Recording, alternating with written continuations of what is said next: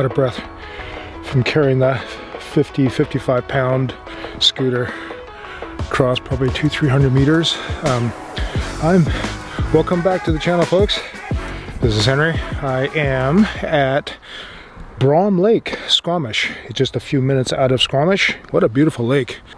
So I carried my scooter from the parking lot along the trail here, and this is sort of almost the middle of the lake here. This is a good launching point for me because I don't want to waste the air that I have to get to this point, because I want to dive that way north. So this here, let me show you guys. This here is a little sort of a little party spot, little bench, but this is where a lot of people cliff jump. Right here, they hang out here. There's a ton of beer cans and beer bottles right underneath here. We've cleaned this out lots of times before for the past 7 years.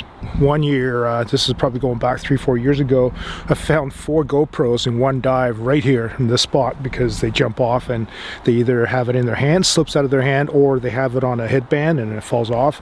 So managed to actually return all of them to their owners, which is kind of cool. So what I want to do is I want to get in my gear, go for a dive, and I'm going to enter the water right here, and I want to just go have a look underneath. It's actually pretty deep in this section here, but what I want to do is I want to get to that point right there. Apparently, according to one of our divers that took her kayak out for a paddle the last time we were here for a cleanup dive, she paddled to that point right there. And I've always been curious to know if that's a bit of a drinking spot, partying spot as well too. And there was, she said there's garbage in the lake that she could see, but she just couldn't get to it because she was on her kayak. So what I'm going to do is I'm going to scooter that way, see what I can find, and as well as have a look underneath this spot right here and see what I can get out. All right, let's go get our gear. Let's see what this looks like. This lake is one of the coldest lakes that I dive. Sorry, there's a super slippery rocks here. I remember one year I dove here and it was 2 degrees Celsius. It was a pretty short dive. I think I lasted 25 minutes and that was it. And man, it's I'm not really sure why it's that cold, but it is. We were here, I think, early in 2020, and we got out a bunch of garbage. I think I pulled out like 3 or 4 lawn chairs out of that one spot.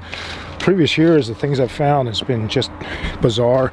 The entire tent that was in the water, that was really hard to pull out because the tent was still set up and I couldn't unset it up underwater.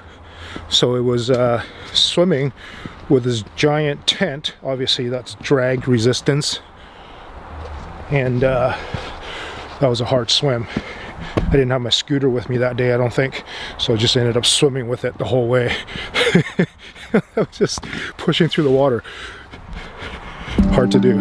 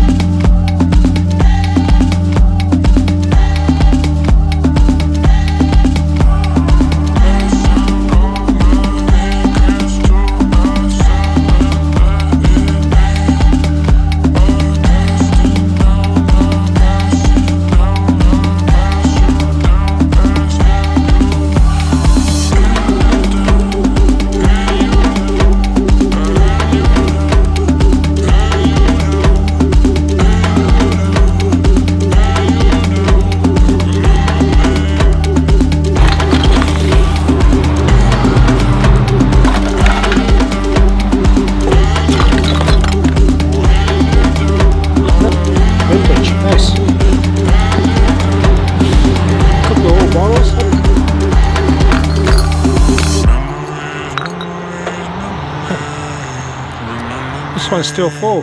$5 for anybody who wants to drink that. Lots of these little stubbies. They haven't made this in years. I think these are from like the 80s. Oh, this is kind of neat. This looks pretty old. Mission Beverages.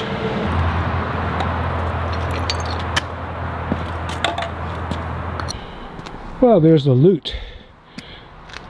10, 20, 30, 34 beer bottles and 24 beer cans,